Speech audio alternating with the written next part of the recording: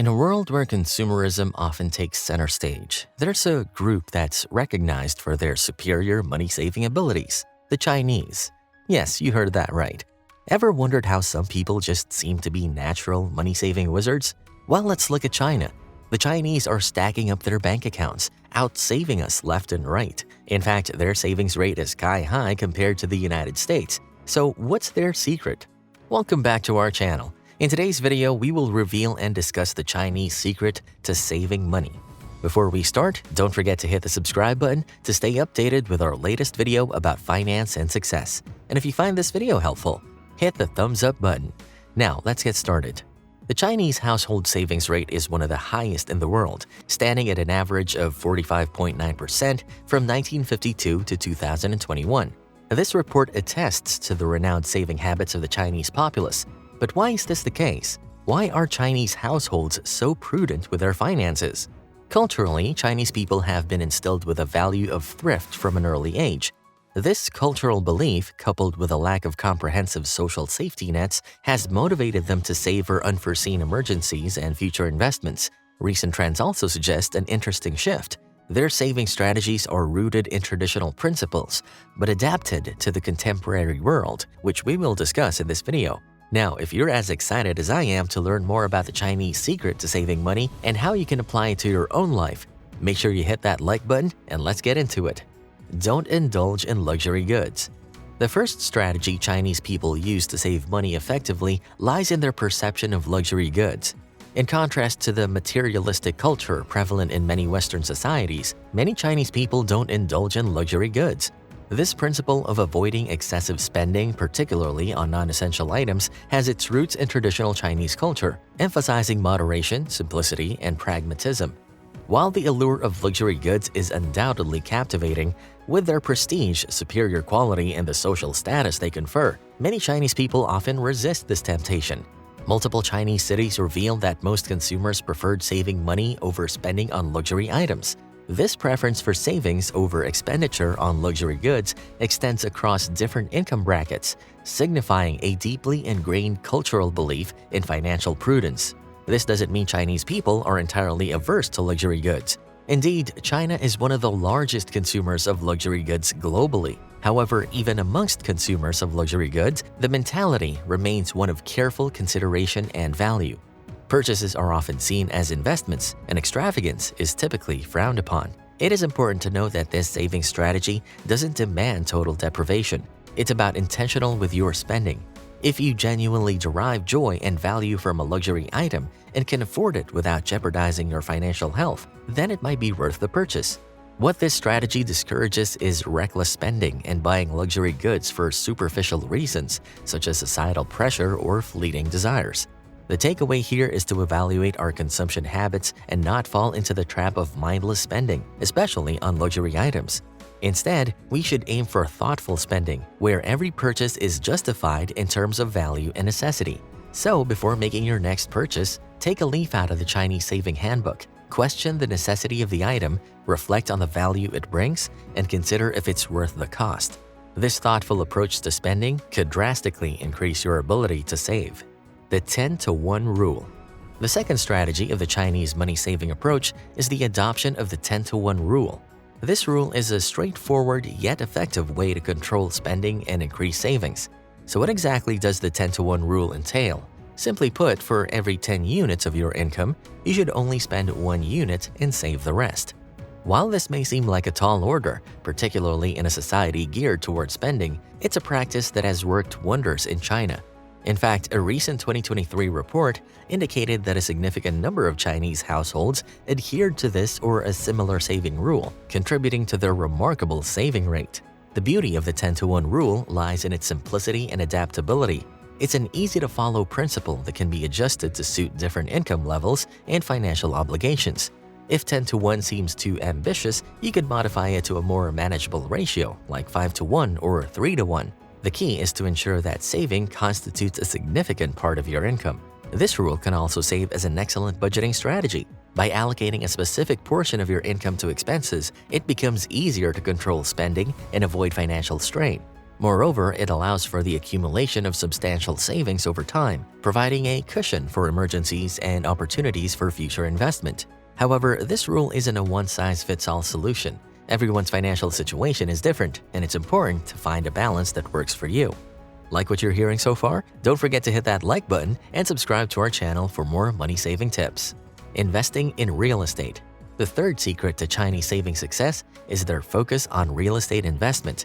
Real estate continues to be a preferred form of investment among Chinese households. The belief in real estate as a safe and lucrative investment stems from a combination of historical, cultural, and economic factors. Historically, real estate has been a reliable wealth generator in China. Over the past few decades, China has experienced remarkable urban growth, leading to a significant increase in property values. This, coupled with the stability of real estate compared to more volatile investment options, has solidified its appeal among Chinese savers. Culturally, owning property holds significant value in Chinese society. In addition to having a symbol of wealth and success, it's also seen as a prerequisite for marriage, further driving demand for real estate. This cultural emphasis on home ownership often translates into a commitment to save and invest in real estate. Economically, the Chinese government's role in promoting home ownership cannot be overstated. In recent years, policies have been implemented to encourage first-time homebuyers and curb speculative buying. Despite occasional market fluctuations, the government's stance has generally bolstered public confidence in real estate investment. It's worth noting that while real estate investment can be profitable, it isn't without risks. The property market can be susceptible to economic downturns, regulatory changes, and other unforeseen factors. Hence, it's important to conduct thorough research, consider your financial capacity, and seek professional advice before diving into real estate investment. If you're new to investing, we have a video about proper investing that is perfect for beginners. Check the link in the description box. Overall, the Chinese approach to real estate investment demonstrates the power of long-term strategic saving and investing. Regardless of your views on real estate, the key takeaway is to view saving not just as a means to meet immediate needs, but as a tool for wealth creation. Family support. The fourth strategy of Chinese saving habits lies in the vital role of family support. The Chinese society is fundamentally collectivist, emphasizing interdependence among family members. This is starkly contrasted with the individualistic societies in many Western countries, where there's a greater focus on personal independence. This strong family bond is a powerful financial resource. For instance, it's common for Chinese parents to support their children financially well into adulthood, helping them with significant expenses like education and housing. This not only reduces the financial burden on the younger generation, but also allows them to save more of their own income. Moreover, multi-generational living arrangements are still prevalent in China, leading to shared living expenses and consequently increased savings. Even when living apart, it's not uncommon for Chinese families to pool resources and assist one another financially. While this may not be feasible or desirable in all cultures, the essence of this principle can still be applied universally, that is, leveraging communal resources to maximize savings. This can involve sharing costs with roommates, participating in community-based initiatives, or simply seeking financial support from family when needed. In conclusion, while the specifics of Chinese saving habits may be influenced by cultural and socio-economic factors unique to China, the underlying principles are universally applicable. These include spending wisely, saving consistently, committing to long-term investments, and leveraging communal resources. With the right mindset and discipline, anyone can adopt these practices and improve their saving habits. Education and financial literacy. The fifth, and arguably one of the most critical pillars that support Chinese people's excellence in saving, is the emphasis on education and financial literacy. In fact, China ranks highly globally in terms of financial literacy, which has a significant impact on the saving behavior of its citizens.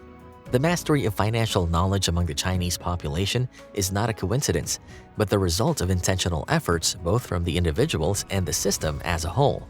Education is held in high esteem in Chinese society, and this extends to financial education as well. Parents often instill the importance of saving and fiscal responsibility in their children from a young age. For instance, it's common for Chinese children to receive hongbao or red envelopes filled with money during Lunar New Year and other celebrations, which they're often encouraged to save rather than spend. This early exposure to money management builds a strong foundation for their future financial behavior. Moreover, in recent years, there has been a rise in formal financial education in China. Schools have begun integrating financial literacy into their curriculum, equipping students with the knowledge and skills to make informed financial decisions. This includes understanding the value of money, the importance of budgeting and saving, and the basics of investment. Financial institutions and tech companies also play an essential role in promoting financial literacy. For instance, many banks in China offer educational programs aimed at raising financial awareness among their clients. Similarly, fintech firms, which have seen exponential growth since the late 2010s, often provide user-friendly platforms that not only facilitate banking transactions but also educate users on financial planning and investment. The Chinese government also recognizes the importance of financial literacy in promoting economic stability and growth. In the past few years, policies have been implemented to encourage financial education, both in schools and through public awareness campaigns. These efforts are showing positive results, with the Chinese population becoming increasingly savvy about managing their finances. Financial literacy, however, is not static. As economic circumstances and financial products evolve, so should our understanding of the term. With the rise of new financial technologies and investment opportunities, it's crucial for individuals to continuously update their financial knowledge. This will enable them to navigate the increasingly complex financial landscape effectively and make sound financial decisions. By the way, we have a video that you can watch later on about the minimalist approach to personal finance. Link is in the description box. You can start your financial literacy journey with that video. Financial education and literacy is a cornerstone of Chinese saving success. It not only equips individuals with the necessary tools to manage their finances effectively, but also fosters a culture of saving and investment. Regardless of cultural and socioeconomic backgrounds, the lessons here are universal. Financial education is crucial, and it's never too early or too late to start learning about managing money. As the Chinese proverb goes, the best time to plant a tree was 20 years ago. The second best time is now. Similarly, the best time to start learning about money was in the past. The second best time is now. Now that we have revealed the Chinese secret to saving money, it's your turn to implement these strategies and make them work for your financial growth. So, do you think you can adopt these money-saving secrets into your life? Share your thoughts in the comments below. And if you enjoyed this video and found it helpful, don't forget to hit that like button and share it with your friends. Remember to subscribe and hit the bell icon to stay updated with our future videos. Thank you for watching, and see you in the next video.